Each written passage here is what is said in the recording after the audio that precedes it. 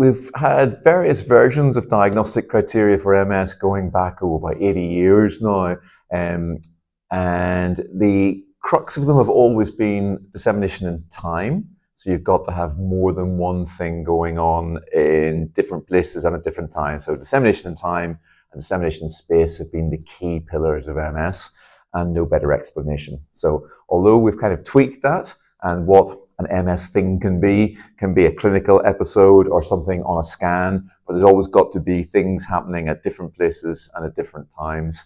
But in the past, often that's been quite tricky. The bar's been set quite high, and that has meant that there have been people who have been sitting who I think everyone suspects they do have MS, but we haven't just quite been able to put that label on it.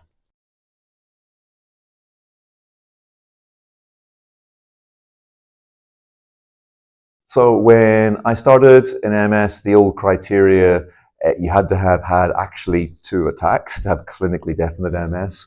And you could guess that someone was maybe going to get MS by looking at evoked potentials or CSF. And then from about 2000, 2001, we started to be able to involve MRI scans.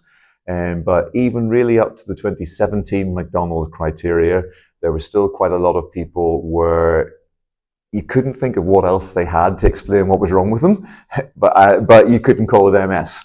So we're having those conversations with people, what do I have, doctor? Do I have MS? And you go, probably, but I can't call it that yet. And I think what we're seeing now in the proposed 2024 criteria is that a lot of those people now will be able to say that this is MS. I think that's going to give people a lot of certainty.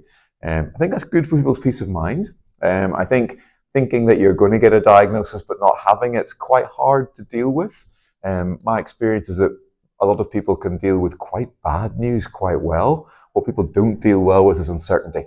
So I think actually even you're calling it MS, I can get my head around that, I can start to move on. So I think psychologically that's going to be great.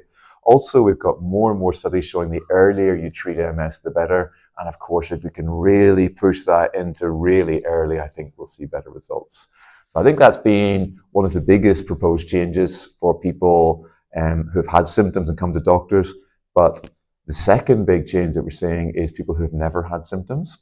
So a not unusual circumstance is that people have a car accident, get knocked off their bike, or have a headache and migraine, they get a scan, and unexpectedly it just looks like they have MS. And up till now, we haven't been able to call that MS, even when we see those scans changing.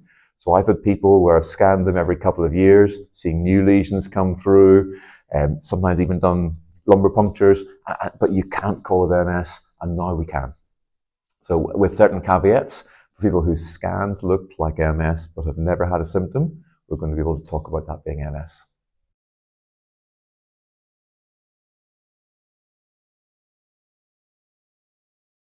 The limbo area of MS has been beautifully shrinking over the years.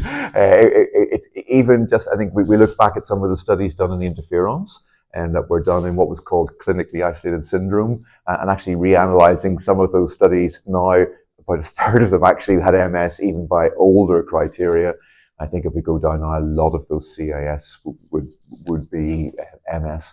There'll still be some people, okay? But I think we're at the stage now, and I don't say this with massive certainty, but my impression is that if you don't get a diagnosis of MS now with kind of 1 or 2 early scans and a few tests, if you're still uncertain, it's probably a really mild form of MS.